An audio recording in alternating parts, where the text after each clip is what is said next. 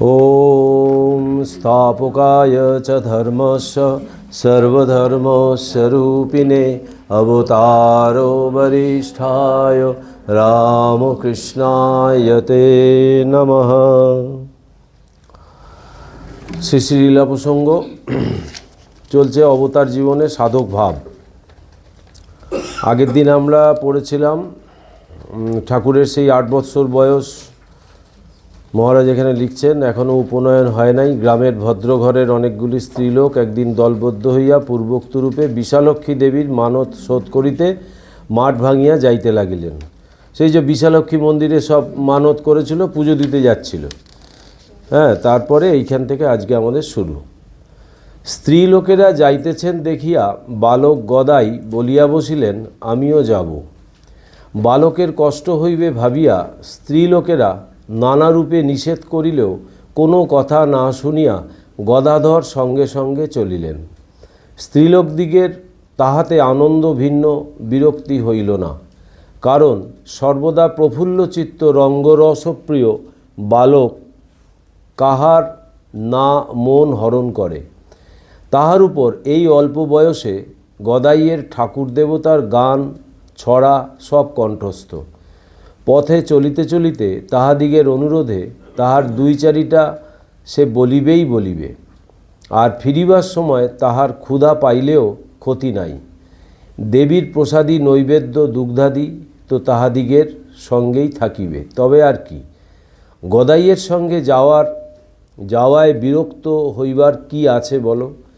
রমণীগণ ওই প্রকার নানা কথা ভাবিয়া গদাইকে সঙ্গে লইয়া নিঃসংকোচিত্তে পথ বাহিয়া চলিলেন, এবং গদাইও তাহারা যেরূপ ভাবিয়াছিলেন ঠাকুর দেবতার গল্প গান করিতে করিতে হৃষ্টচিত্তে চলিতে লাগিলেন। এই ঠাকুর বালক অবস্থা 8 বছর বয়স বলছেন মহারাজ। তো ওই গদাই তার ছোটোবেলার নাম।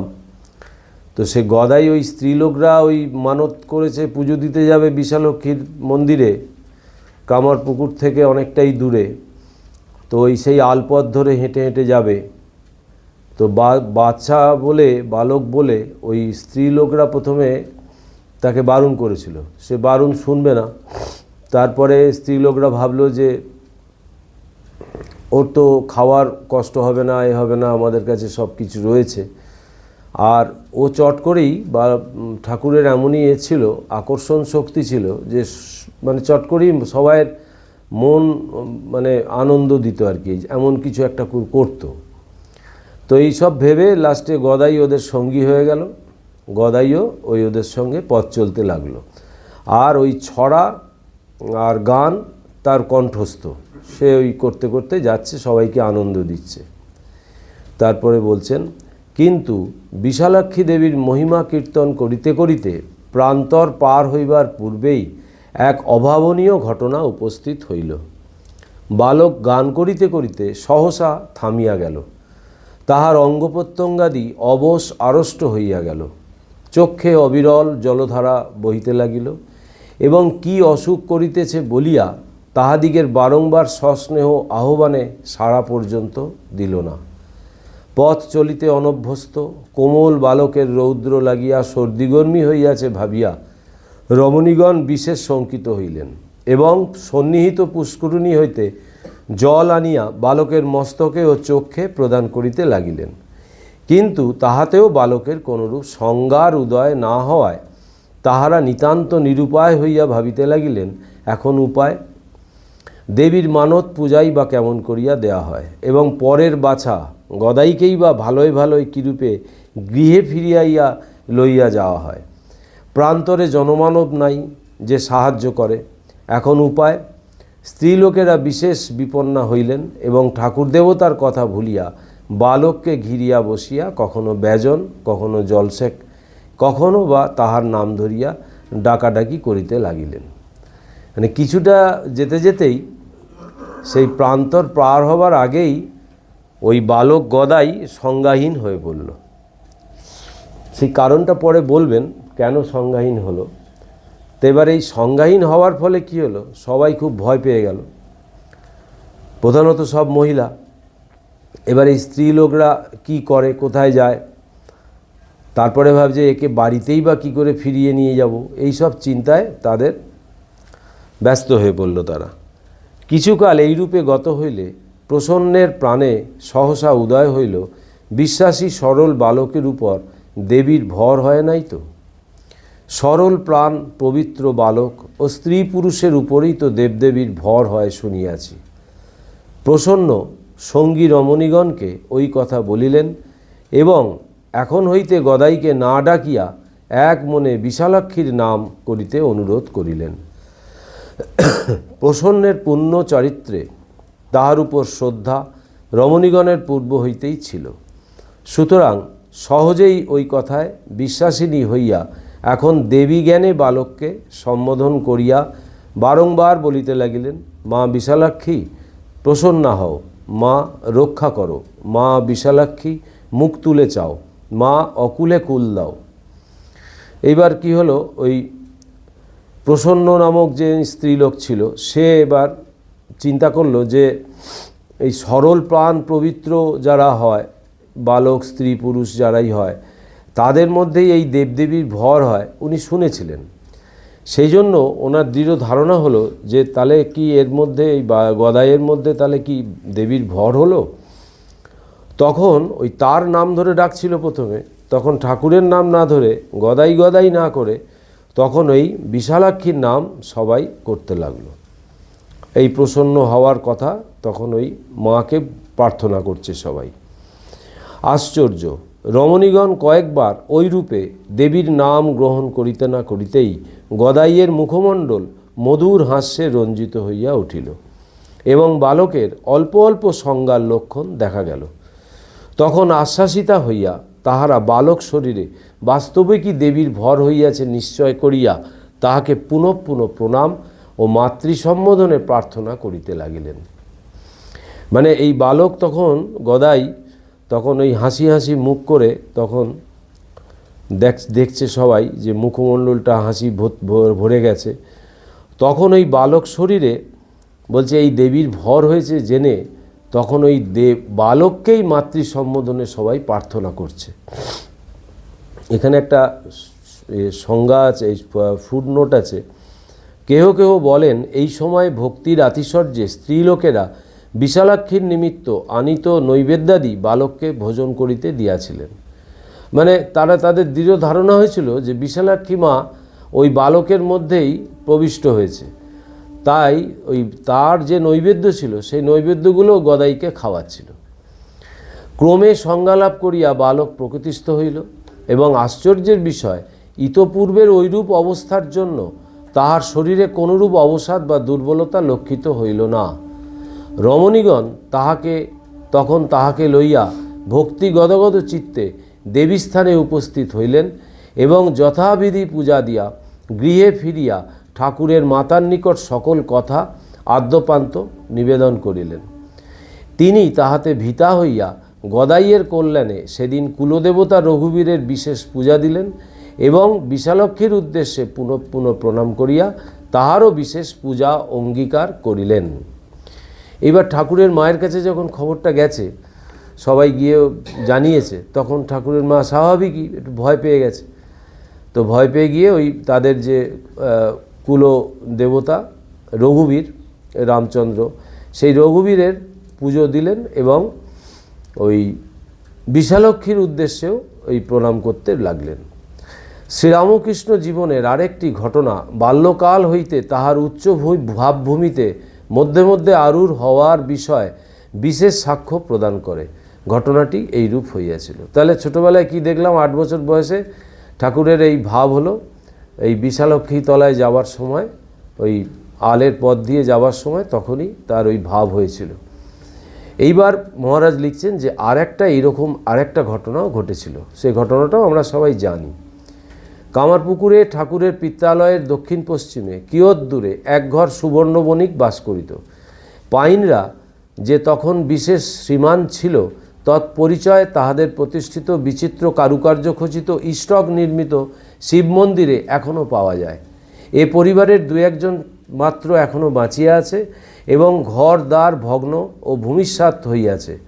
গ্রামের লোকের নিকট শুনিতে পাওয়া যায় পাইনদের তখন বিশেষ শ্রীবৃদ্ধি ছিল, বাটিতে লোক ধরিত না এবং জমি জেরাত চাষবাস গরু নাগানো যেমন ছিল, নিজেদের ব্যবসায়ও তেমনই বেশ 2 পয়সা আয় ছিল।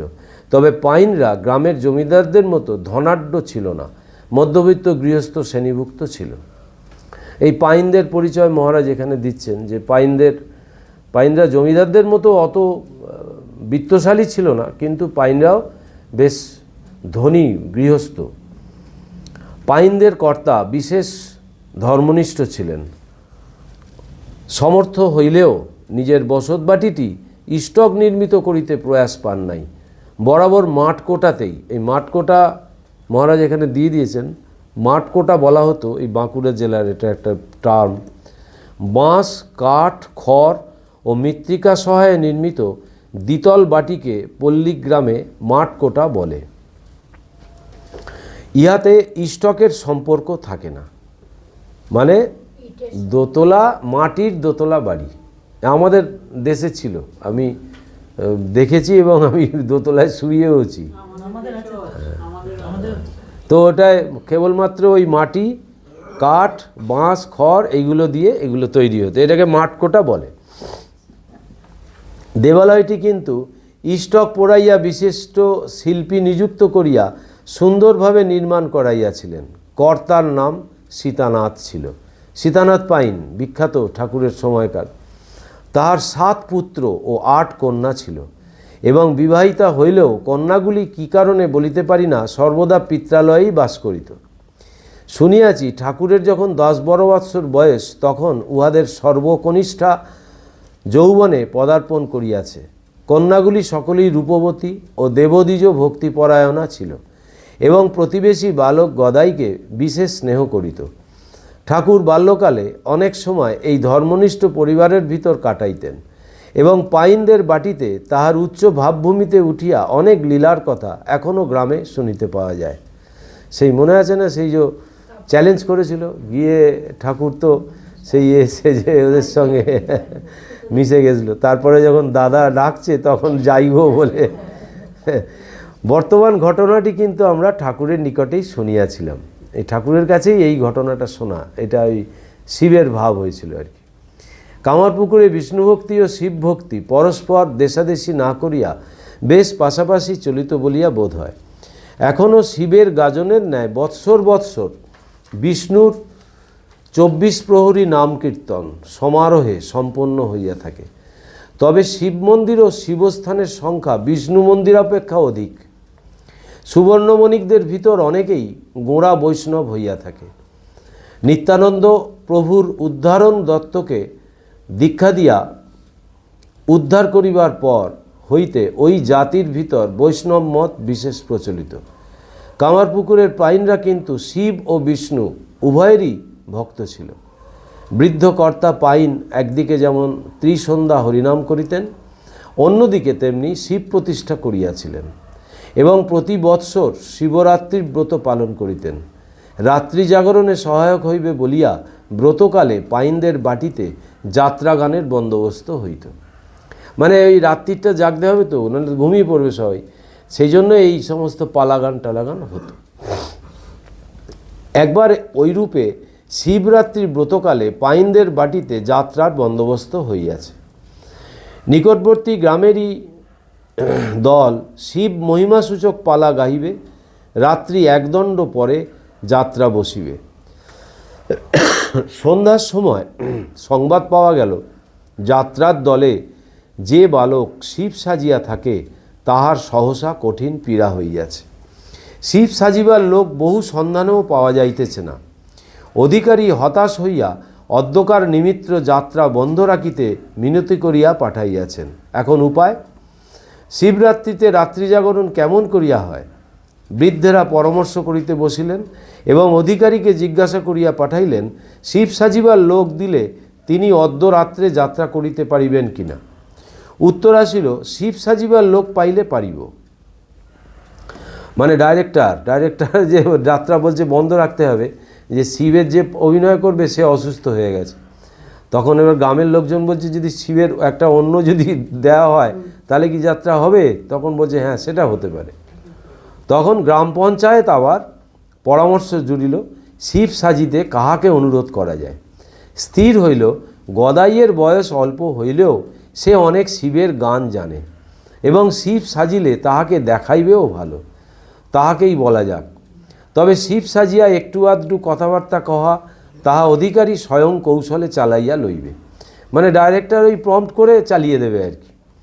গদাধরকে বলা হইল, সকলের আগ্রহ দেখিয়া তিনি ওই কার্যে সম্মত হইলেন। পূর্ব নির্ধারিত কথা মতো রাত্রি একদণ্ড পরে যাত্রা বসিল। গ্রামের জমিদার ধর্মদাস লাহার ঠাকুরের পিতার সহিত বিশেষ সৌহার্দ্য থাকায় তাহার জ্যেষ্ঠ পুত্র গয়াবিষ্ণু লাহা ও ঠাকুর উভয় স্যাঙাত পাতাইয়াছিলেন। ওই তখনকার দিনের এইটা একটা টার্ম, স্যাঙাত পাতানো। তো এই গয়াবিষ্ণু লাহার সঙ্গে ঠাকুরের স্যাঙাত ছিল আর কি, বন্ধুর ছিল। স্যাঙাত শিব সাজিবেন জানিয়া গয়াবিষ্ণু ও তাহার দলবল মিলিয়া ঠাকুরের অনুরূপ বেশভূষা করিয়া দিতে লাগিলেন। ঠাকুর শিব সাজিয়া সাজঘরে বসিয়া শিবের কথা ভাবিতেছিলেন। এমন সময় তাহার আসরে ডাক পড়িল এবং তাহার বন্ধুগণের মধ্যে জনৈক পথ প্রদর্শন করিয়া তাহাকে আসরের দিকে লইয়া যাইতে উপস্থিত হইল। বন্ধুর আহ্বানে ঠাকুর উঠিলেন এবং কেমন উন্মনাভাবে অন্য কোনো দিকে লক্ষ্য না করিয়া ধীর মন্থর গতিতে সভাস্থলে উপস্থিত হইয়া স্থিরভাবে দণ্ডায়মান হইলেন।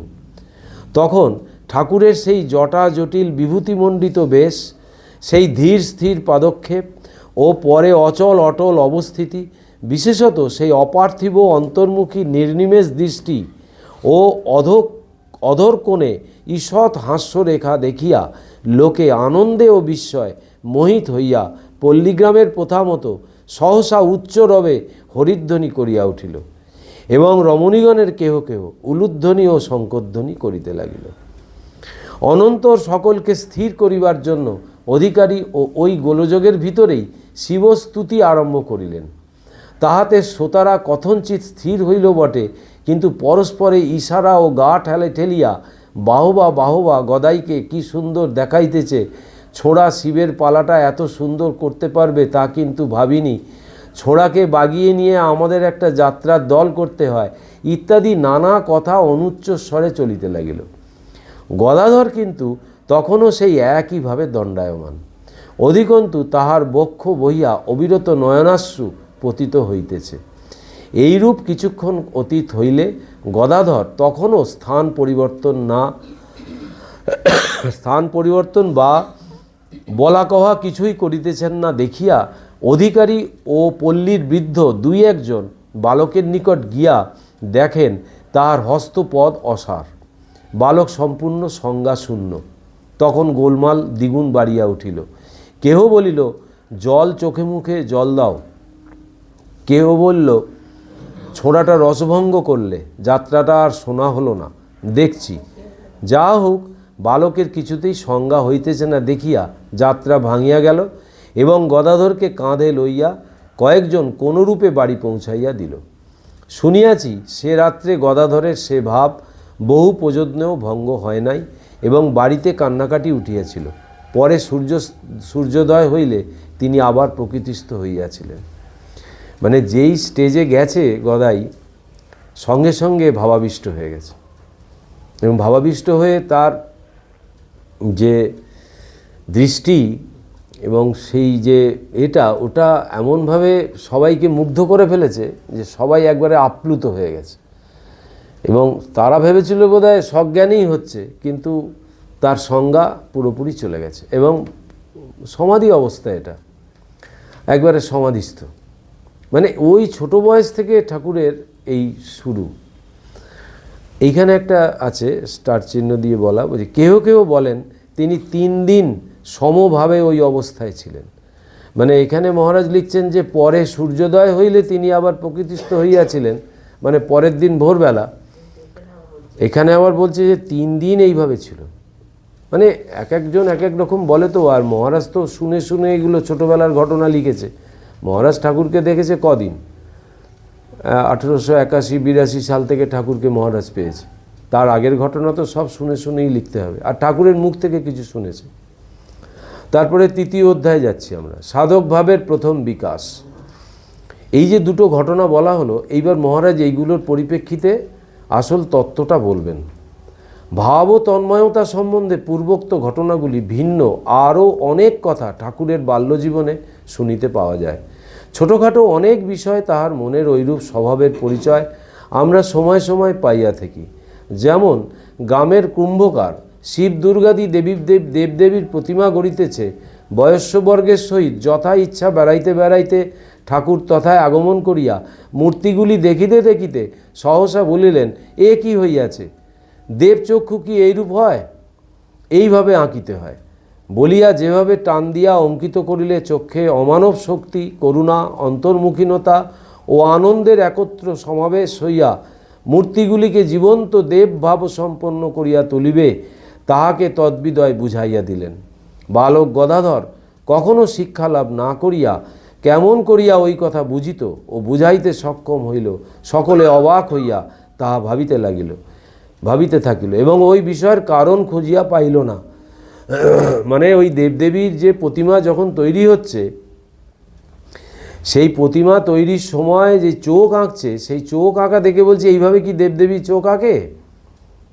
মানে তাদেরকে সতর্ক করছে। এইরকম একটা ঘটনা আমি কদিন আগে শুনেছি।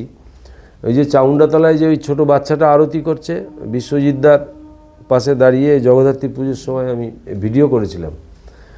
তো সেদিনকে বিশ্বজিৎদা ওর এইরকম ঘটনা বলছে যে এই এবারে দুর্গাপুজোর সময়, এই দুর্গাপুজোর প্রতিমা যখন তৈরি হচ্ছে তখন ও রোজ একবার করে এসে দেখে যেত। বিশ্বজিৎদা বলছে একদিন হঠাৎ সেদিনকে সবে বোধহয় লক্ষ্মীর না লক্ষ্মীরই বোধহয় লক্ষ্মীর বোধহয় চোখগুলো আর কি করেছে।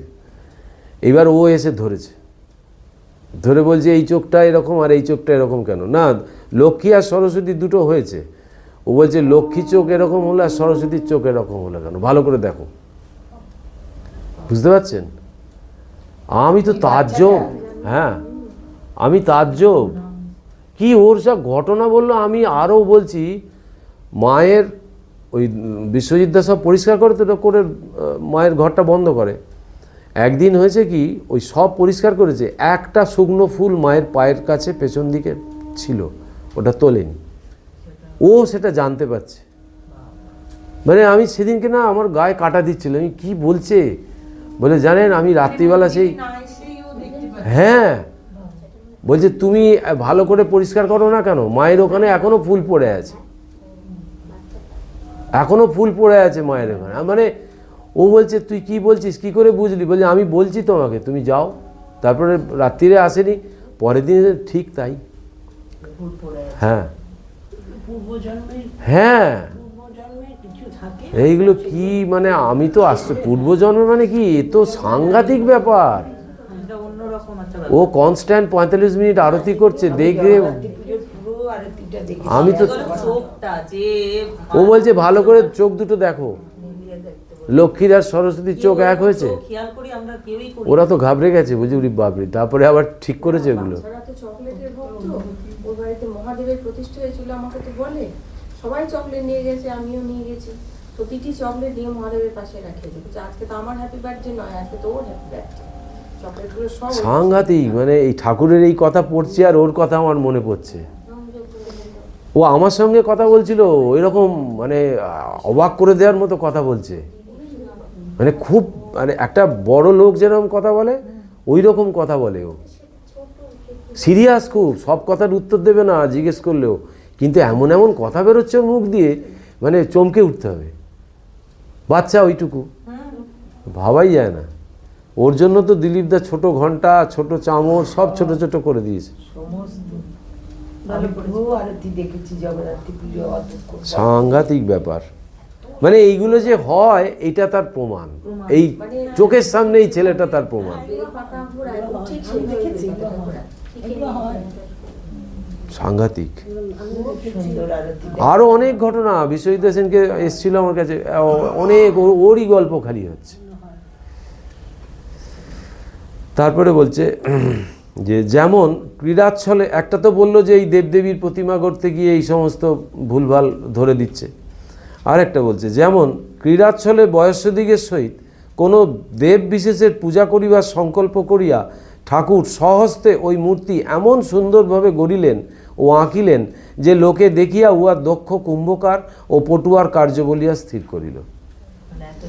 এত সুন্দর। এই দক্ষিণেশ্বরে মূর্তি গড়ত, নিজে পুজো করতো, আবার নিজেই গঙ্গায় ভাসিয়ে দিত।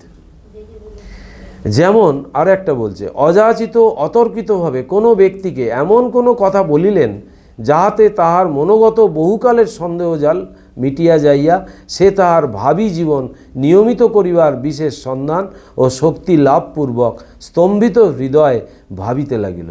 বালক গদাইকে আশ্রয় করিয়া তাহার আরাধ্য দেবতা কি করুণায় তাহাকে ওইরূপে পথ দেখাইলেন। বলে এক একজনকে এক এক সময় আশ্চর্য আশ্চর্য কথা বলে দিচ্ছে যে তার জীবনের পথ খুঁজে পাচ্ছে তার সেই থেকে। মানে এই মহারাজ লিখছেন যে তার আরাধ্য দেবতা যে তাকে কিভাবে এইভাবে নিয়ে যাচ্ছে। তারপরে আরেকটা ঘটনা, যেমন শাস্ত্রজ্ঞ পণ্ডিতেরা যে প্রশ্নের মীমাংসা করিতে পারিতেছে না, বালক গদাই তাহা এক কথায় মিটাইয়া দিয়া সকলকে চমৎকৃত করিলেন। হ্যাঁ, বালক সে সন্ন্যাসীরা তর্ক করছে, সেখানে গিয়ে শুনছে, তাদের মধ্যে কোনো বাকবিতনটা উপস্থিত হলে গদাই গিয়ে সেটা সমাধান করে দিচ্ছে। ঠাকুরের বাল্যজীবন সম্বন্ধে ওইরূপ যে সকল অদ্ভুত ঘটনা আমরা শুনিয়াছি, তাহার সকলগুলিই যে তাহার উচ্চ ভাবভূমিতে আরোহণ করিয়া দিব্যশক্তি প্রকাশের পরিচয়ক তাহা নয়। উহাদিগের মধ্যে কতকগুলি ওইরূপ হইলেও অপর সকলগুলিকে আমরা সাধারণত 6 শ্রেণীতে বিভক্ত করিতে পারি। উহাদিগের কতকগুলি তাহার অদ্ভুত স্মৃতির, কতকগুলি প্রবল বিচার বুদ্ধির, কতকগুলি বিশেষ নিষ্ঠা ও দৃঢ় প্রতিজ্ঞার, কতকগুলি অসীম সাহসের, কতকগুলি রঙ্গরসপ্রিয়তার এবং কতকগুলি অপার প্রেম বা করুণার পরিচয়। এই ছটা ভাগে ভাগ করে দিয়েছেন মহারাজ। পূর্বোক্ত সকল শ্রেণীর সকল ঘটনার ভিতরেই কিন্তু তাহার মনের অসাধারণ বিশ্বাস, পবিত্রতা ও নিঃস্বার্থতা ওতপ্রোতভাবে জড়িত রহিয়াছে দেখিতে পাওয়া যায়। দেখা যায় বিশ্বাস, পবিত্রতা ও স্বার্থহীনতা রূপ উপাদানে তাহার মন যেন স্বভাবত নির্মিত হইয়াছে। কি বলল? 3টে জিনিস, বিশ্বাস, পবিত্রতা ও স্বার্থহীনতা। এই 3টেই হচ্ছে সবথেকে মূল্যবান সম্পদ। এই আজকের কথামৃতে বোধহয় আছে পাঠে, গিরিশকে বলছে না, আজকে আছে না পাঠে, গিরিশ মদ খাচ্ছে, বলছে আমি মদ খেয়েছি, বলছে তাতে কি হয়েছে? তোমার বিশ্বাস আগ্রে পাওয়া যাবে না। মানে ওই একটা গুণ দেখছে ঠাকুর, ওর কি কর্ম কি অবস্থায় পড়ে আছে দেখছে না। কি অদ্ভুত লীলা! অথচ আমাদের কিন্তু স্বাভাবিক ধারণা অন্য। আমরা মানুষের বাহ্যিক কর্মটা নিয়ে মাতামাতি করি, কিন্তু তার অন্তঃকরণে কি বলছে এটা আমরা দেখতে পাই না বলে আমরা সেটা নিয়ে ভাবিই না। তো এইখানে বলছে যে বিশ্বাস, পবিত্রতা আর স্বার্থহীনতা, এই 3টে সম্পদ। তারপরে বলছে যে সংসারের নানা ঘাত প্রতিঘাত উহাতে স্মৃতি, বুদ্ধি, প্রতিজ্ঞা, সাহস, রঙ্গরস, প্রেম বা করুণারূপ আকারে তরঙ্গসমূহের উদয় করিতেছে। কয়েকটি দৃষ্টান্তের উল্লেখ করিলেই পাঠক আমাদিগের কথা সম্যকরূপে ধারণা করিতে পারিবেন। এখানটা কিন্তু খুব একটু আছে। দেখা যায়, আবার পড়ছি, দেখা যায় বিশ্বাস, পবিত্রতা ও স্বার্থহীনতারূপ উপাদানে তাহার মন যেন স্বভাবত নির্মিত হইয়াছে এবং সংসারের নানা ঘাত প্রতিঘাত উহাতে স্মৃতি, বুদ্ধি, প্রতিজ্ঞা, সাহস, রঙ্গরস, প্রেম বা করুণারূপ আকারে তরঙ্গসমূহের উদয় করিতেছে। মানে এই যে সংসারের যে নানান রকম ঘাত প্রতিঘাত, সেইখান থেকে এই 6টা-7টা ভাবে আবার তার নানান দিকে নানান রকমভাবে এক একটা উজ্জ্বল হয়ে উঠছে। কোনো ক্ষেত্রে বলছে স্মৃতি, তারপরে বুদ্ধি, তার প্রতিজ্ঞা, সাহস, রঙ্গরস, প্রেম বা করুণারূপ আকারে তরঙ্গসমূহের উদয় করিতেছে। তরঙ্গসমূহের উদয় করিতেছে মানে যে যখন যেটার প্রয়োজন হচ্ছে তখন সেইটার ভাবটা তার ভেতরে ফুটে উঠছে হয়ে এই সংসারের যে ঘাত প্রতিঘাত শুধু নিজের নয়, এই তার সঙ্গেও যারা আছে তাদের ওইগুলোকে এইভাবে সে লয় করে দিচ্ছে। এইভাবে কয়েকটি দৃষ্টান্তের উল্লেখ করিলেই পাঠক আমাদিগের কথা সম্যকরূপে ধারণা করিতে পারিবেন। 1 নম্বর বলছে, পল্লীতে অদ্ভুত স্মৃতিশক্তির দৃষ্টান্ত। প্রথম, অদ্ভুত স্মৃতিশক্তির দৃষ্টান্ত। পল্লীতে রাম বা কৃষ্ণযাত্রা হইয়াছে, অন্যান্য লোকের সহিত বালক গদাধরও তাহা শুনিয়াছে। ওই সকল পবিত্র পুরাণ কথা ও গানের বিষয় ভুলিয়া পরদিন যে যাহার স্বার্থ চেষ্টায় লাগিয়াছে, কিন্তু বালক গদাইয়ের মনে উহা যে ভাবতরঙ্গ তুলিয়াছে তাহার বিরাম নাই। বালক ওই সকলের পুনরাবৃত্তি করিয়া আনন্দ উপভোগের জন্য বয়স্যবর্গকে সমীপস্থ আম্রকাননে একত্র করিয়াছে এবং উহাদিগের প্রত্যেককে পালার ভিন্ন ভিন্ন চরিত্রের ভূমিকা যথাসম্ভব আয়ত্ত করাইয়া এবং আপনি প্রধান চরিত্রের ভূমিকা গ্রহণ করিয়া উহার অভিনয় করিতে আরম্ভ করিয়াছে। তাহলে স্মৃতির ভূমিকা এখানে, যেটা শুনছে ভালো জিনিস, সেইটা অপরের মধ্যে কিভাবে সঞ্চারিত করছে। মানুষ তো এই সংসারের ঘাত প্রতিঘাত থেকে সবসময় বেরোতে চাইছে, আর বেরোনোর হাতিয়ারই হচ্ছে এইগুলোকে অবলম্বন না করলে সে ওইটার মধ্যেই ডুববে, ওইটার মধ্যেই প্রতিনিয়ত আঘাত পেয়ে পেয়ে পেয়ে পেয়ে তার নিজের ভেতরের শক্তিটাই আস্তে আস্তে চলে যাবে। কিন্তু ওই যে সেইটাকে জাগিয়ে দিচ্ছে কিভাবে, যে ওই স্মৃতি থেকে যেটা পাচ্ছে সেটা অন্যের মধ্যে সঞ্চারিত করছে, করে নিজের প্রধান ভূমিকাটা নিজে পালন করছে, করে অন্যদেরকে দিয়ে সেই অভিনয়টা করাচ্ছে, যে শুধু আনন্দ নিজে নিচ্ছে না, আনন্দ ভাগ করছে সবার সঙ্গে। তো বলছে যে উহাদের প্রত্যেককে পালার ভিন্ন ভিন্ন চরিত্রের ভূমিকা যথাসম্ভব আয়ত্ত করাইয়া এবং আপনি প্রধান চরিত্রের ভূমিকা গ্রহণ করিয়া উহার অভিনয় করিতে আরম্ভ করিয়াছে। সরল কৃষাণ পার্শ্বের ভূমিতে চাষ দিতে দিতে বালকদিগের ঐরূপ ক্রীড়া দর্শনে মুগ্ধ হৃদয়ে ভাবিতেছে, একবার মাত্র শুনিয়া পালাটির প্রায় সমগ্র কথা ও গানগুলি উহারা এইরূপে আয়ত্ত করিল কীরূপে। ঠাকুর তো পুরো ওটাকে একদম ক্যাপচার করে নিচ্ছে, নিয়ে ওইটা অপরকে শিখিয়ে দিচ্ছে। অপরে তো আর শুনে শুনে পারছে না, কিন্তু ঠাকুর পুরোটা নিয়ে নিচ্ছে। তারপরের দৃষ্টান্ত হচ্ছে দৃঢ় প্রতিজ্ঞা। ওই স্মৃতির পর ছিল দৃঢ় বুদ্ধি প্রতিজ্ঞা ছিল, এখানে দৃঢ় প্রতিজ্ঞার দৃষ্টান্ত। উপনয়নকালে বালক আত্মীয় স্বজন ও সমাজ প্রচলিত প্রথার বিরুদ্ধে ধরিয়া বসিল। কর্মকার জাতিয়া ধনী নাম্নী কামিনীকে ভিক্ষা মাতা স্বরূপে বরণ করিবে, অথবা ধনীর স্নেহ ভালোবাসায় মুগ্ধ হইয়া এবং তাহার হৃদয়ের অভিলাষ জানিতে পারিয়া বালক সামাজিক শাসনের কথা ভুলিয়া ওই নিজ জাতিয়া রমণীর সহস্ত পক্ষ ব্যঞ্জনাদি কারিয়া খাইল। ধনীর ভীতিপ্রসূত সাগ্রহ নিষেধ বালককে ওই কার্য হইতে বিরত করিতে পারিল না। ওই যে ধনী কামারিনী বলে যে ওই আমার ভিক্ষামা, এবার পাছে সমাজ তাকে নিন্দা করে, পাছে সমাজ এ করে, তখন তো রক্ষণশীল হিন্দু সমাজ সব, সেই জন্য তার হাত থেকে ওর খাবার কেড়ে খেয়ে নিচ্ছে, নিয়ে ওইটাকে ভেঙে দিচ্ছে ওই জায়গাটাকে। এরা সব গণ্ডি ভাঙা, মাকে বলা হয় না গণ্ডি ভাঙা, মানে এই যে সামাজিক যে বিধিনিষেধ, এগুলো তো সব অন্যায় প্রথা, এইগুলোকে ভাঙবার জন্য এদের আগমন। হ্যাঁ, ভেঙে দিল পুরো, মানে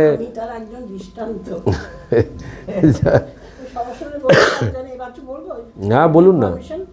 কারণ এই যে গন্ডি ভাঙা কথা বললো, আমার সময় যদি থাকতো আমি নিতে যেতাম। যেহেতু আমার ইন্টারকাস্ট ম্যারেজ হয়েছে, আমি মুখার্জি, আমার ছেলের সঙ্গে বিয়ে হয়েছে, আমার বোন দিদির ছেলে পইতে আমি ভিক্ষে দিতে পারবো না, যেন না, যেহেতু আমি অব্রাহ্মণকে বিয়ে করেছি। হ্যাঁ, আমি অব্রাহ্মণকে বিয়ে করেছি। আমি এই কথাটা বলছি, আমার 66-এর কথা বলছি, 66 সালের কথা বলছি। 67 সালে আমার বোনপোর বিয়ে হয়েছে। আমি তো বেশ স্নান টান, খুব আনন্দ, যাবো কেউ দিতে পারে না কিছু, বলিস না, তোর ব্রাহ্মণের সঙ্গে বিয়ে হয়েছে, মিষ্টি করেই বললো আমার দিদিরা। যিনি বলতে যে ঠাকুরের বালিতা কন্যা বর্দি, সীতারামের বালিতা কন্যা আমার বর্দি, জানো তো? হ্যাঁ, ঠাকুরের তো ভীষণ নিয়ম ছিল সীতারামের, আমাকে মিষ্টি করে রেখেছে, কিছু বলিস না রে, আমাদের তো নিয়ম নেই, তুই দেখতে পারবি না। কতটা কষ্ট আমার কোনো দিন। তারপর থেকে আমাদের বাড়িতে যত নেমন্তন্ন হয়েছে কোনোদিন যায়নি, কখনো যেত না। আরও আছে এখন, থাক, পরে এখন আবার বলবো। আচ্ছা, তারপরে দৃঢ় প্রতিজ্ঞার দৃষ্টান্ত হলো এই ভিক্ষা নেয়া উপনয়নে। তারপরে অসীম সাহস। বিভূতিমণ্ডিত জটাধারী নাগা ফকির দেখিলে শহর বা পল্লীগ্রামের বালকদিগের হৃদয়ে সর্বদা ভয়ের সঞ্চার হইয়া থাকে। ওইরূপ ফকিরেরা অল্পবয়স্ক বালকদিগকে নানা রূপে ভুলাইয়া অথবা সুযোগ পাইলে বল প্রয়োগে দূর দেশে লইয়া যাইয়া দলপুষ্টি করে, এইরূপ কিংবদন্তি বঙ্গের সর্বত্র প্রচলিত। মানে ওই নাগা সাধুরা বাচ্চা ছেলেদের দেখলে ধরে নিয়ে চলে যায়, এরকম একটা ধারণা ছিল। কামারপুকুরের দক্ষিণ প্রান্তে পুরীধামে যাইবার যে পথ আছে, সেই পথ দিয়া তখন নিত্য ঐরূপ সাধু ফকির বৈরাগী বাবাজির দল যাওয়া আসা করিত এবং গ্রাম মধ্যে প্রবেশ করিয়া ভিক্ষাবৃত্তি দ্বারা আহার্য সংগ্রহপূর্বক 2-1 দিন বিশ্রাম করিয়া গন্তব্য পথে অগ্রসর হইত। কিংবদন্তিতে ভীত হইয়া বয়স্কগণ দূরে পালাইলেও বালক গদাই ভীত হইবার পাত্র ছিল না। ফকিরের দল দেখিলেই সে তাহাদিগের সহিত মিছিয়া মধুরালাপ ও সেবায় তাহাদিগকে প্রসন্ন করিয়া তাহাদের আচার ব্যবহার লক্ষ্য করিবার জন্য অনেক কাল তাহাদের সঙ্গে কাটাইত। কোনো কোনো দিন দেবোদ্দেশে নিবেদিত তাহাদিগের অন্ন খাইয়াও বালক বাটিতে ফিরিত এবং মাতার নিকট ওই বিষয় গল্প করিত। তাহাদিগের ন্যায় বেশ ধারণের জন্য বালক একদিন সর্বাঙ্গে তিলক চিহ্ন এবং পিতামাতা প্রদত্ত নূতন বসনখানি ছিঁড়িয়া কৌপিন ও বহির্বাস রূপে ধারণপূর্বক জননীর নিকট আগমন করিয়াছিল। মানে ওই নিজের পোশাক ছিঁড়ে কৌপিন পরে জননীর কাছে চলে গেছে। মানে এইরকম সাহস ছিল সবাই। তখনকার দিনে ওই বয়সের বালক তারা ভয় পালাতো, আর ঠাকুর তাদের সঙ্গে সঙ্গ করত। তারপরে বলছে রঙ্গরসপ্রিয়তার দৃষ্টান্ত। গ্রামের নিজ জাতিদের ভিতর অনেকে রামায়ণ মহাভারত পাঠ করিতে জানিত না। ওই সকল গ্রন্থ শুনিবার ইচ্ছা হইলে তাহারা পড়িয়া বুঝাইয়া দিতে পারে এমন কোনো ব্রাহ্মণ বা স্বশ্রেণীর লোককে আহ্বান করিত এবং ওই ব্যক্তি আগমন করিলে ভক্তিপূর্বক পদ, ধৌত করিবার জল, নূতন হুঁকায় তামাকু এবং উপবেশন করিয়া পাঠ করিবার জন্য উত্তম আসন বা তদ্ভাবে নূতন একখানি মাদুর প্রদান করিত। ওইরূপে সম্মানিত হইয়া সে ব্যক্তি ওইকালে অহংকার অভিমানে স্ফীত হইয়া শ্রোতাদের নিকটে কীরূপে উচ্চাসন গ্রহণ করিত এবং কত প্রকার বিসদৃশ্য অঙ্গভঙ্গি ও সুরে গ্রন্থপাঠ করিতে করিতে তাহাদিগকে আপন প্রাধান্য জ্ঞাপন করিত এবং তীক্ষ্ণ বিচার সম্পন্ন রঙ্গরসপ্রিয় বালক তাহা লক্ষ্য করিত এবং সময় সময় অপরের নিকট গম্ভীরভাবে উহার অভিনয় করিয়া হাস্যকৌতুকের রোল ছুটাইয়া দিত। মানে ওই যে যারা এসে আর কি এগুলো করতো, তাদের ওই সমস্ত জিনিসগুলো নকল করে নিত, নিয়ে আর ওদের ওই এগুলো দেখাতো অভিনয় করে, দেখিয়ে সবাইয়ের মন জয় করে নিত। তারপরেরটা বলছে ঠাকুরের মনের স্বাভাবিক গঠন। ঠাকুরের বাল্যজীবনের ওই সকল কথার আলোচনায় আমরা বুঝিতে পারি তিনি কিরূপ মন লইয়া সাধনায় অগ্রসর হইয়াছিলেন। বুঝিতে পারি যে ওইরূপ মন যাহা ধরিবে তাহা করিবেই করিবে, যাহা শুনিবে তাহা কখনো ভুলিবে না এবং অভীষ্ট লাভের পথে যাহা অন্তরায় বলিয়া বুঝিবে সবল হস্তে তাহা তৎক্ষণাৎ দূরে নিক্ষেপ করিবে। বুঝিতে পারি যে ওইরূপ হৃদয় ঈশ্বরের উপর, আপনার উপর এবং মানব সাধনের অন্তর্নিহিত দেব প্রকৃতির উপর দৃঢ় বিশ্বাস স্থাপন করিয়া সংসারের সকল কার্যে অগ্রসর হইবে ও নিজ অপবিত্র ভাবসমূহ তো দূরের কথা, সংকীর্ণতার স্বল্পমাত্র গন্ধ যে সকলভাবে অনুভূত হইবে তখনই তাহাকে উপাদেয় বলিয়া গ্রহণ করিতে পারিবে না এবং পবিত্রতা, প্রেম ও করুণাই কেবল উহাকে সর্বকাল সর্ববিষয়ে নিয়মিত করিবে। ওই সঙ্গে একথাও হৃদয়ঙ্গম হয় যে আপনার বা অন্যের অন্তরের কোনো ভাবই আপন আকার লুক্কায়িত রাখিয়া ছদ্মবেশে ওইরূপ হৃদয় মনকে কখনো প্রতারিত করিতে পারিবে না। ঠাকুরের অন্তর সম্বন্ধে পূর্বোক্ত কথা বিশেষভাবে স্মরণ রাখিয়া অগ্রসর হইলে তবেই আমরা তাহার সাধক জীবনের অলৌকিকত্ব হৃদয়ঙ্গম করিতে সমর্থ হইব। এই জায়গাটা কিন্তু খুব মানে এমনভাবে বলা আছে, একটু কেটে কেটে পড়তে হবে। ঠাকুরের বাল্যজীবনের ওই সকল কথার আলোচনায় আমরা বুঝিতে পারি তিনি কিরূপ মন লইয়া সাধনায় অগ্রসর হইয়াছিলেন। বুঝিতে পারি যে ওইরূপ মন যাহা ধরিবে তাহা করিবেই করিবে, যাহা শুনিবে তাহা কখনোই ভুলিবে না এবং অভীষ্ট লাভের পথে যাহা অন্তরায় বলিয়া বুঝিবে সবল হস্তে তাহা তৎক্ষণাৎ দূরে নিক্ষেপ করিবে। তার মানে কতটা শক্তিশালী তার মন। মানে আমরা তো কি হচ্ছে, আমরা লক্ষ্য কি জানি, কি করতে হবে তাও জানি, কিন্তু করি না, তাই না? যদি কেউ দৃঢ় প্রতিজ্ঞ হয় যে আমরা জানি তো ঈশ্বর লাভ কীভাবে হয়, কিভাবে দর্শন হয়, সব কিন্তু আমরা জেনে গেছি, কিন্তু কেউ করি না।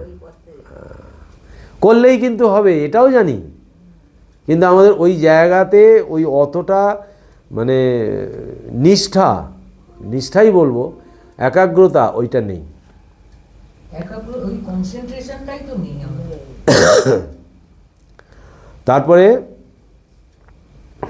মানে কি, যখনই মন এই ধরনের মন, এই যে ঠাকুরের মনের যে গঠন, এই মনটা যখনই মানে বুঝতে পারছে যে এইটাই আমাকে করতে হবে, আমাদের কি হয়, আমাদের মনটা কিন্তু সায় দেয়, কোনোটায় সায় দেয়, কোনোটায় সায় দেয় না, কিন্তু যেটায় সায় দিচ্ছে যে এটাই একমাত্র অমৃতত্ব লাভের পথে, এইটাই একমাত্র প্রয়োজন, আমরা জেনেও সেটা করি না, কারণ যেই মনের মধ্যে কিছু একটা এসে গেল আমরা ওই তো মানে ওই দিকে চলে যাই।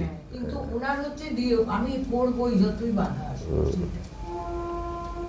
এইটা হচ্ছে খুব একটা গুরুত্বপূর্ণ ব্যাপার। বুঝতে পারি যে ঐরূপ হৃদয় ঈশ্বরের উপর, আপনার উপর এবং মানব সাধারণের অন্তর্নিহিত দেব প্রকৃতির উপর দৃঢ় বিশ্বাস স্থাপন করিয়া সংসারের সকল কার্যে অগ্রসর হইবে। নীচ অপবিত্র ভাবসমূহ তো দূরের কথা, সংকীর্ণতার স্বল্পমাত্র গন্ধ যে সকলভাবে অনুভূত হইবে, তখনই তাহাকে উপাদেয় বলিয়া গ্রহণ করিতে পারিবে না, এবং পবিত্রতা, প্রেম ও করুণাই কেবল উহাকে সর্বকাল সর্ববিষয় নিয়মিত করিবে। এই যে কাকিমা বলছে বাজারহাট ছিল না, দেখো কি সুন্দর বাবা, এত আস্তে শুনতে পাই। আমি বলছি ঠাকুরের তো কোনো চিন্তা ভাবনা ছিল না, এক মনে করে গেছে এই আমি বাজার করতে হবে, ছেলেকে দিয়ে আসতে হবে, নিয়ে আসতে হবে। না না এটাকে মিলে যায়। আমি সকালে এক মনে পুজো করছি, যেই শান্তি বেল বাজিয়েছে আমি বললাম করে কাজ করবে, পুজো ব্যাস মাথায় উঠলো, দৌড়ালাম ওর পেছনে। না ওইটা বিক্ষিপ্ত হয়ে যায়, সেইটাই। আমাদের কি আছে, বেশ মন দিয়ে সুন্দর করে বসলাম। এইগুলো ঠিক উল্টোটা। আপনার যে চিন্তা, ও বৌদির যে কথা, এইগুলো ঠিক উল্টোটা আপনাকে করতে হবে। মানে আপনি না আমি যেটা বলছি আধ্যাত্মিক জগতের যেটা কথাটা, যদি মনে করে বসে থাকে যে ডাকুক আর যাই করুক, বেল বাজুক আর যাই বাজুক, আমার এইটা কাজ, আমি এখন যাব না। একটা দুটো দিন বেল বাজবে, তারপরে 3 দিনের দিন 4 দিনের দিন কিন্তু আর বেল বাজবে না। বেশ মন দিয়ে বসলাম, স্বাগত এসে হ্যাঁ, মা কি রান্না হবে, হতেই পারে না, হতেই পারে না, করে দেখো। খুব সুন্দর করে ওটা আমরা কোনটাকে গুরুত্ব দিচ্ছি, ওই বেল বাজাটাকে গুরুত্ব দিচ্ছি। জাগতিক দিকটা বেশি ভাবছি। হ্যাঁ, আমরা যেটাই গুরুত্ব দেবো সেটাই আমরা পাবো। আমরা বাজার করা, ছেলেকে পৌঁছে দেওয়া, এইটাই গুরুত্ব দিচ্ছি। না, লক্ষ্যের প্রতি অবিচল নিষ্ঠা নেই। লক্ষ্যের প্রতি নিষ্ঠা থাকলে, ঠাকুর কি বলছে যে তোমার ফ্রি উইল বলে কিছু নেই, স্বাধীন ইচ্ছা বলে তোমার কিছু নেই। হ্যাঁ আছে, কতটুকু আছে, সামান্য একটু শক্তি দিয়ে ভগবান ছেড়ে দেন, সেই শক্তিটা সে খরচ করছে কিনা শেষ বিন্দু পর্যন্ত তিনি দেখেন। এই হচ্ছে ওই বেলটা বাজলো আর আমিও উঠে এলাম, ওই শক্তির শেষ বিন্দু খরচ হলো না। শক্তির কাজের লোক চলে যাবে, আমার তো না একদিন 2 দিন 3 দিনের দিন আসবে, তাহলে আমার কাজটা হবে না, আমি ওইটা ভাবছি, ওইটাই আমার হচ্ছে। সমস্ত বিপদের মূল কারণ হচ্ছে আমি আমার। অর্জুনও যখন ধনুক হাত থেকে পড়ে গেল, তখনও তার চিন্তা ছিল আমি আমার, যে আমার আত্মীয় পরিজন, আমার ওই সিংহাসন লাভ করে কি হবে, সব আমি আমারের আটকে আছে। আমি আমার ছেড়ে দিলেই আপনি এগোবেন তত্তর করে। আপনি তো আপনি যেটা আমি ভাবছেন সেইটা তো রিয়েল আই নয়, ফলস আইয়ের জন্য এত কিছু করছেন তো, যেটা থাকবে না। কিন্তু রিয়েল আইয়ের জন্য কেউ কিছু করছে না। রিয়েল আইয়ের জন্য যখনই আমি যত্নবান হব, তখনই তিনি শক্তি যোগাবেন। ওই বেল বাজাটা কিন্তু ওই পুজোটা হয়ে যাওয়ার পর বাজবে। এটা প্র্যাকটিস করলেই হবে। আমি এটার মানে প্রত্যক্ষ সাক্ষী, আমি এটা হবেই হবে। কিন্তু আমরা ওই অপেক্ষা করছি, এইবার বেলটা বাজলেই উঠে পড়বো, আমার ওই অবধি আমার কাজ। যেমন একটা কথা বলি, আমার দিদি প্রতিদিন বিকেলবেলা উদ্যানবাটিতে যায়। আমি জানি সন্ধ্যাবেলা, আর আমি ফোন করি না, আমি জানি উদ্যানবাটিতে যায়, প্রার্থনা করে আসে। করি কখন কি এখান থেকে গিয়ে ওই 8টা সাড়ে 8টা পর করবি, তো বলে হ্যাঁ আমি তো প্রার্থনায় থাকি, ওই জন্য তাই জন্য আমি ফোন করি। ওই তো ওইটা হয়ে যাবে। ওই যে বেল বাজাচ্ছে সে দুদিন পরে বুঝে যাবে যে এই সময় বৌদি ঠাকুর ঘরে থাকে, এই সময় যাব না, এটা হয়ে যাবে। ফোন করে না, বলাই থাকে যে আমরা আজকে এখানে পার্টি যাবো, ফোন করে না বললেও আপনি 2 দিন ধরবেন না, 3 দিন ধরবেন না। আমি 10টা অবধি ফোন ধরি না, তা আমার 10টা আগে তো গাদা ফোন আসতো, এখন ফোন আসে না। এটা আমারও তাহলে আপনি করুন, সব মসৃণ হয়ে যাবে। কিন্তু তবু ঠাকুরকে ডাকতে পারি না, ফোন একদম বন্ধ, কিন্তু তবু ঠাকুরকে ডাকি না। যত বলতাম যে আমার না আগে বলছি, আমাদের রাস্তা বিক্ষিপ্ত বলেই এবার আমরা লক্ষ্যে পৌঁছাতে আমি পারি করে না, নিই। তাই না? না, বিক্ষিপ্ত মানে কি আমাদের এই- পাঠটা বন্ধ করবো না। এই যে পথটা হচ্ছে 6টা 7টা 8টা মার্গ আছে। এই যম, নিয়ম, আসন, প্রাণায়াম, প্রত্যাহার, ধ্যান, ধারণা, সমাধি, এই 8টা অষ্টাঙ্গিক মার্গ আছে। ঠাকুরের যেই কথাগুলো বলছেন বা যেভাবেই আপনারা শুনুন, তার মূলে হচ্ছে ওই অষ্টাঙ্গিক মার্গ। মানে যম মানে সংযম, নিয়ম, যম নিয়ম মানে নিয়ম কিছু পালন করতে হয়।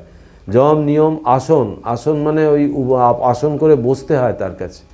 যম নিয়ম আসন প্রাণায়াম, ওই নিঃশ্বাস প্রশ্বাসের কন্ট্রোল করতে হয়। তারপরে প্রাণায়াম, তারপরে প্রত্যাহার। এই প্রত্যাহার থেকে এই যে ঠাকুরের এই ঘটনাগুলো, প্রত্যাহার হচ্ছে ওইটা যে ওই বেলটা, ওই শান্তি বেল বাজাবে, কানে আমার আসবেই না প্রত্যাহার হয়ে গেলে। এই প্রত্যাহারটা হয় না। প্রত্যাহার, তারপরে ধ্যান, ধারণা, সমাধি, এই 8টা পথের উপর সব কিছু দাঁড়িয়ে আছে।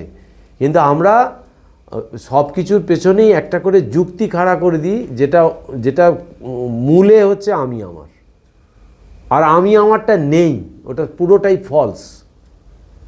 ফলস মানে কি? নিত্য নয় ওটা। এই জগৎটা বলছে অনিত্য, মিথ্যা নয় জগৎটা। ব্রহ্মসত্য জগৎ মিথ্যা শঙ্কর বলেছে, ঠাকুর বলছে না, ব্রহ্মসত্য জগৎও সত্য, কিন্তু ওইটা প্রবাহকারে নিত্য, প্রবাহকারে সত্য, নিত্য নয়, প্রবাহকারে সত্য। আর আমি দেখছি তো জগৎটা আছে, কিন্তু জগৎটা যে রূপে আজ দেখছি কাল সেই রূপে দেখব না।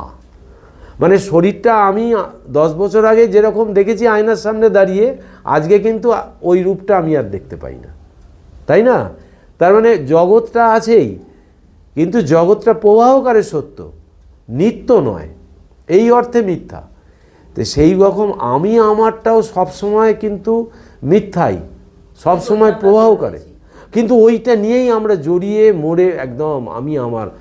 আজকে যে এই যে মহারাজের কাছে গিয়েছিলাম, মহারাজ এই জায়গাটা আমাদের 1 ঘন্টা ধরে আলোচনা করলেন, যে সমস্তর মূলে। বা আমাদের বলছে আপনি মহারাজের কাছে চিঠি দিন, সেই চিঠি যদি পারমিটেড হয় তবে আমি যাব। কর্তা ভাবটা বলছে একদম কর্তা ভাবটাকে মেরে দিন, ওটাকে একদম রাখবেন না, ঠাকুরের ইচ্ছার উপর ছাড়ুন।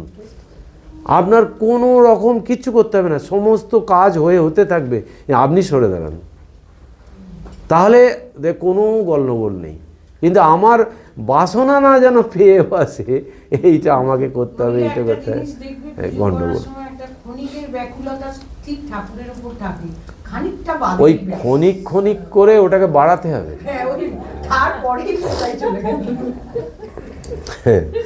না না এইটা চেষ্টা করতে হবে যে আমি আমার পার্সেন্টেজটা বাড়ছে না কমছে, এইটা ভাবতে হবে। এইটা ভাবতে হবে যে আমার আগে যদি আমার 2% ছিল, তো আমার এখন নিশ্চয়ই 3% হয়েছে। এইটা আমি নিজেই বুঝতে পারবো, এইটা হচ্ছে মাপকাঠি আর কি। তাহলে আরেকটু জোর করলে, তোড়জোড় করলে আরেকটু তাড়াতাড়ি হবে। এই ধাক্কা খেতে খেতেই হবে আর কি। তারপরে বলছেন যে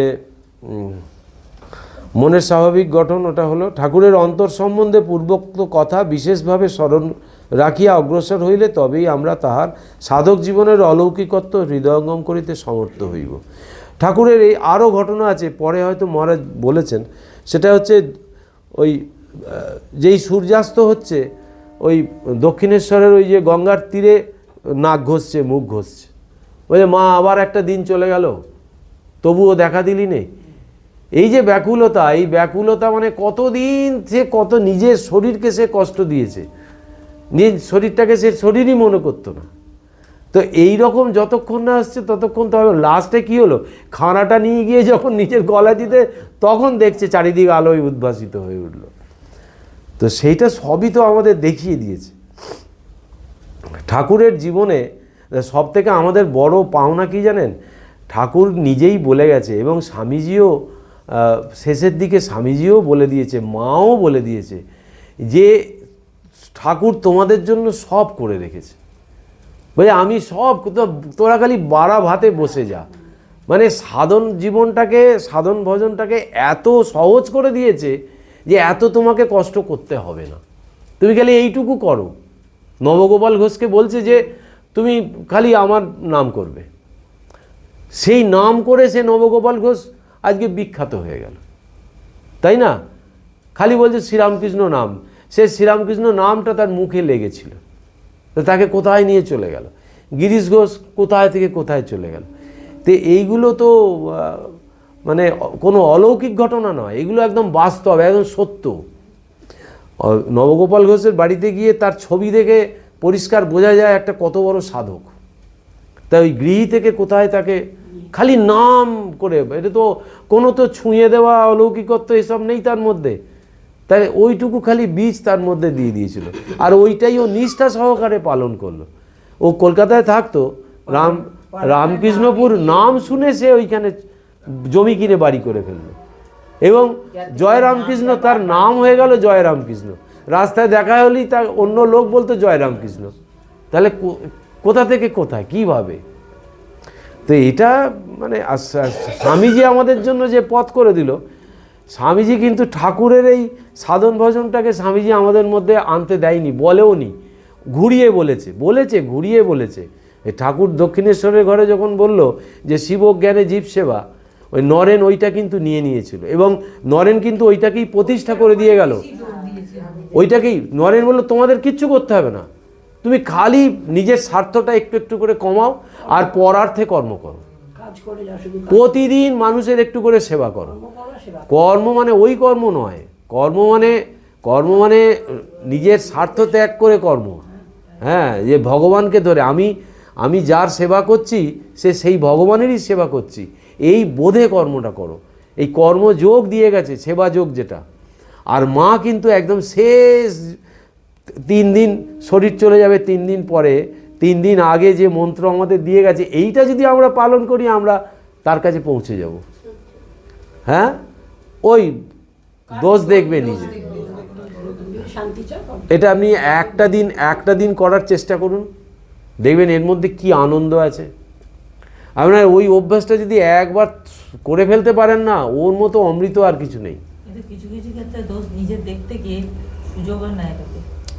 অনেক সময় দেখেছি এইগুলো মনের এগুলো জোয়াচুরি, আপনার নিক না ভগবান, না ওইগুলো মনের ছলনা, ওগুলো সব সময় ওগুলো মনের ছলনা। আমরা এখন দোষ দেখি না, মায়ের কথা অক্ষরে মানে অক্ষরে মানছি না, কিন্তু এই না দেখতে দেখতে এমন হয়েছে না, সত্যি তারা ওই সুযোগটা পেয়ে গেছে। না, ওটা ভুল হচ্ছে, মনের ছলনা ওটা। ওটা না, ওটা কর্তা ভাব আছে। না, যেই নিজের দোষে বলবে হ্যাঁ সত্যিই তো দোষটা ছিল, দোষ থাকতেই হবে। ও কর্তা ভাব। আমার আজকের প্র্যাকটিক্যাল, আমি ভোরবেলা কাজ করি 4টা থেকে উঠে, তার সকালবেলা উঠে আমাকে বললো গরম জল দেবে, ঠিক আছে, গরম জলটা কম্পিউটারে কাজ করি, তার পাশে দিয়েছি, আমি কাজ করছি, কোনো এক অসাবধানে আমার হাতটা লেগে জলটা পড়ে গেছে। তা বললো আমাকে যে জলটা খাওনি, আমি দেখো ভুল করছো, মায়ের কথা শুনছো না, তুমি করলে কি জলটা পড়েছে, রেখেছে বলেই জলটা পড়েছে, আমি তো কাজ করবোই, আমি কি জল দেখে কাজ করবো? আমি তো কাজটা করবো। হ্যাঁ, এগুলো শুনবেন না, এগুলো মনের ছলো না। ওগুলো যখনই মনের মধ্যে, ওগুলো যখন মনের মধ্যে আসবে না, না সত্যি করে মানে না, না। অনেক সময়তেই নিজে দেখি না, না, ওগুলো- ওই দোষটাই চেপে যায়, ওগুলো- কিন্তু আমি সত্যি সে দোষ করেছি মানে না, ওগুলো মায়ের চরণে ঠেলে দেবেন, দেখবেন সঙ্গে সঙ্গে মিটে গেছে। আর একটা জিনিস জানবেন, ওইটা না, দেখবেন আমরা কথার পিঠে কথা বাড়ালেই কথা বেড়ে যায়। সেটা তো একটা আছে। এই দোষ না দেখতে দেখতে দেখবেন কথা বলাটা বন্ধ হয়ে যাবে এবং আপনি অপার শান্তি বিরাজ করবে আপনার, অপার শান্তি। আপনি কথা বললেই কথা বাড়বে। আপনি যেই দোষ দেখবেন কথা বলতে ইচ্ছা করবে, আর যেই দোষ দেখবেন না, স্টপ, কোনো কথা নেই। আর এইটা এত শান্তি, এত শান্তি, এটা আপনি মানে কল্পনা করতে পারবেন না।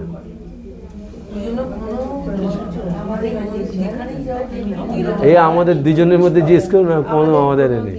না না, এটা আমি আমাদের দুজনের কথা বলছি না, না, যে কোনো পারিপার্শ্বিক। বাড়িটাই ঠান্ডা। হ্যাঁ, এই যখনই এই স্বামীজির জন্য লাস্ট একটা কথা বলেছিল যে অ্যাকশান হবে, রিয়াকশান যেন না হয়।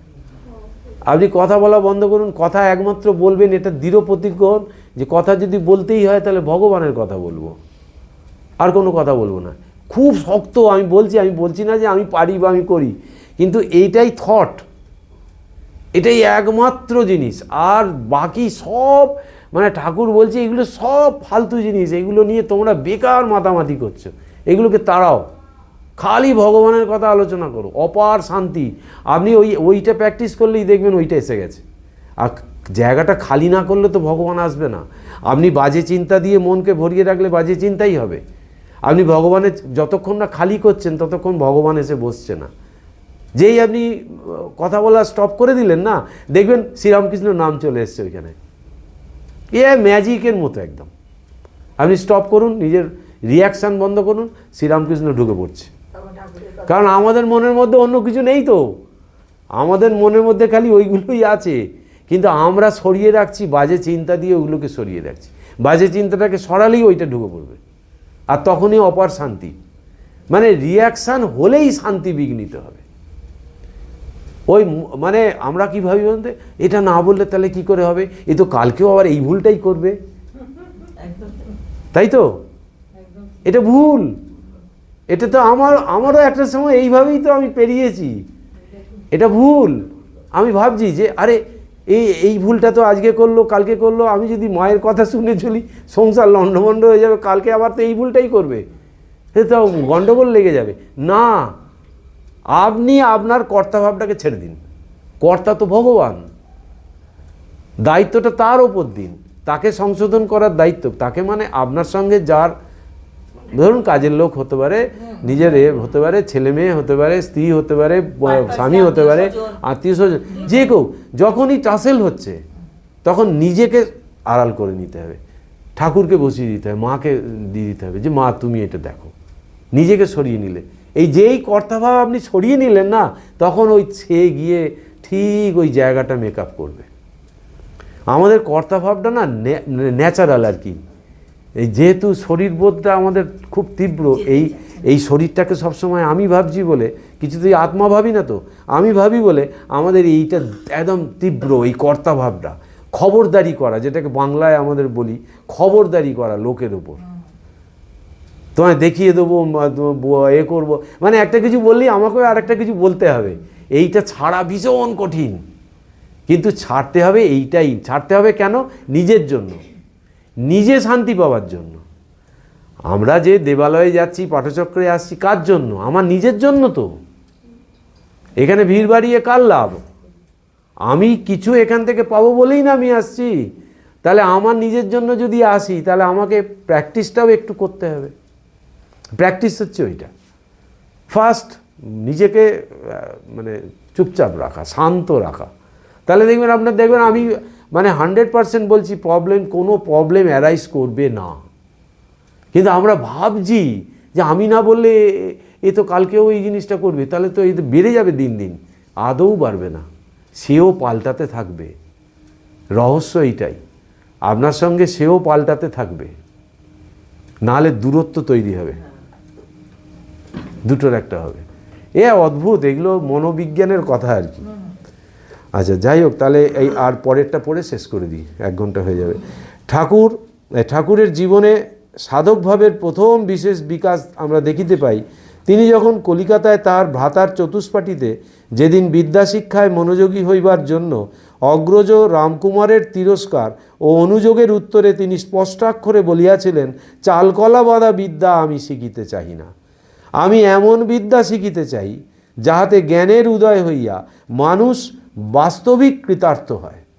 তাহার বয়স তখন 17 বৎসর হইবে এবং গ্রাম্য পাঠশালায় তাহার শিক্ষা অগ্রসর হইবার বিশেষ সম্ভাবনা নাই বুঝিয়া অভিভাবকরা তাহাকে কলিকাতায় আনিয়া রাখিয়াছিলেন। গ্রামের পাঠশালায় তো কী হলো, বললো ওই যে বিয়োগটা আমার, বিয়োগ আর ভাগ, বলে এইটা আমার হবে না, পারবো না। ওই শুভঙ্কর আঁক ধাঁধা লেগে যেত, আছে না কথা, মানে ওই বিয়োগটা সে করতে পারতো না আর ভাগ করতে পারতো না। সেই জন্যে ওইখান থেকে পাঠশালা থেকে মাস্টারমশাই বিদায় করে দিল, কিন্তু অসম্ভব শ্রুতিধর ছিল, যা শুনতো মনে রাখতো, কিন্তু ওই অঙ্ক পারতো না, ফলে পাঠশালা বিদায় হয়ে গেল। তারপরে দেখলো এর দ্বারা কিছু হবে না, একে তাহলে ওই দাদা রামকুমারের এতে আছে, এই যে কী নাম জানো, দক্ষিণেশ্বর না, এই যে না কথামৃত ভবনের পাশে জামাপুকুর টোলে এসে রামকুমার দাদা তখন পড়াতো। হ্যাঁ, তখন এই রামকুমারের কাছে পাঠিয়ে দিল, 17 বছর বয়স। এইবার রামকুমার যখন যজমানি করতে যাচ্ছে, পেছনে করে নিয়ে যাচ্ছে ভাইকে, বলছে তো একটু শিখে নিক পুজো আচ্চাগুলো, বলে এই চালকলা বাঁধা বিদ্যা আমি, চালকলা বাঁধা মানে ওই পুজো আচ্চা করার পর ওই যে নৈবেদ্যটা নিয়ে বামুনরা চলে যায়, যে এইটা আমি করবো না। এখানে একটা মারাত্মক কথা বলছে যে তুমি দেখো ঠাকুরের জীবনের প্রতিবাদ, না বিয়োগ আর ভাগ পারতেন না, বিয়োগ ভাগটা তুমি দেখো না, ভাগ মানে ডিভিশন, হ্যাঁ। যেটা ওনার অন্তর থেকে সাই দিত না। আর বিয়োগ মানে করা মানে তো তোমার পারবে না, পারত। নরেন যখন পয়সা কয়েন যখন বিছনার তলায় রেখে দিল, লাফাতে আরম্ভ করলো, তার এই শরীরটাই ওইরকমভাবে গঠিত, এত সূক্ষ্ম সত্যগুণ। তো এইখানে একটা দামি কথা বলছে, আমি এমন বিদ্যা শিখিতে চাই যাহাতে জ্ঞানের উদয় হইয়া মানুষ বাস্তবিক কৃতার্থ হয়। মানে প্রথম থেকেই এই মানুষটা জ্ঞানের ওপর জোর দিয়েছে। কি জ্ঞান? ওই একত্বের জ্ঞান। জ্ঞান মানে আমি কে, এই বাংলা কথা হচ্ছে আমি কে, এটা আমাকে জানতে হবে। আমি এলাম, খেলাম, দিলাম, নেচে গিয়ে মরে গেলাম, এটা তো জীবন নয়। যে তুমি এসছো কেন, আর তুমি কোথা থেকেই বা এলে, আর তোমার কাজ কি, এই 3টে প্রশ্নের উত্তর তোমার দরকার। এই 3টে প্রশ্নের উত্তর যদি একটা ছোটোবেলায় বাচ্চার মনে ঢুকিয়ে দেওয়া যায়, যে এই উত্তরটা তুমি খোঁজো সারা জীবন ধরে, সে কিন্তু ঠিক জায়গায় পৌঁছে যাবে। কিন্তু আমরা কিন্তু শেখাচ্ছি অঙ্কে তোমাকে 100-100 পেতে হবে, ঠিক উল্টোটা শেখাই। কিন্তু তাকে কখনো কোনো বাচ্চাকে বলি না তুই কোত্থেকে এলি আগে জানার চেষ্টা কর, আর তোর কি কাজ আগে জানার চেষ্টা কর, আর তুই কোথায় যাবি সেটা জানার চেষ্টা কর। এই জন্মালাম, মাঝখানে কিছুদিন আনন্দ হুল্লোড় করে খাওয়া দাওয়া করে আর কিছু পদ টাকা পয়সা সঞ্চয় করে ব্যাস শেষ, এটা কি জীবন? যখনই যখনই মানুষের এই আব্দুল কালামের অটোবায়োগ্রাফি পড়ছিলাম, এই আমাদের যে প্রাক্তন রাষ্ট্রপতি, ওনার এই প্রশ্ন জেগেছিল যখন 16 বছর বয়স, এই প্রশ্ন, এবং একদম সেই মানে সে কী না করেনি, মানে সেই ফুটপাতে জিনিস বিক্রি, ল্যাম্পপোস্টের তলায় পড়াশোনা, এই করে তার অসম্ভব জেদ চেপে গেছিলো যে জীবনের উদ্দেশ্য কি, জীবনটা কি, এইটা জানবার, এবং সেইটাই তাকে ওই জায়গায় নিয়ে গেছিলো, সায়েন্টিস্ট করেছিল। তো এইটা যখনই মানুষের মধ্যে এই মৌলিক প্রশ্নটা যখন জেগে ওঠে, মানুষ তখন সেই দিকে যাবেই যাবে। তো এইখানে ওই ঠাকুরের দেখলাম এই চালকলা বাঁধা বিদ্যা আমি শিখব না। তারপরে এইখানে লাস্ট 17 বৎসর বয়স গ্রাম্য পাঠশালায় তার শিক্ষা, মানে ওই রামকুমার দাদার কাছে পাঠিয়েও কিছু হলো না। এবারে ঝামাপুকুরের গল্প আসবে, পরের দিন হবে আবার। ও নিরঞ্জনম নিত্যম অনন্তরূপম ভক্তানুকম্পাধীত বিগ্রহং বৈ ঈশাবতারম পরমেশমিড্ডম তং রামকৃষ্ণম শিরসা নমামহম। ওম শান্তি শান্তি শান্তি। হরি ওম তৎসৎ। শ্রীরামকৃষ্ণার্পণমস্তু।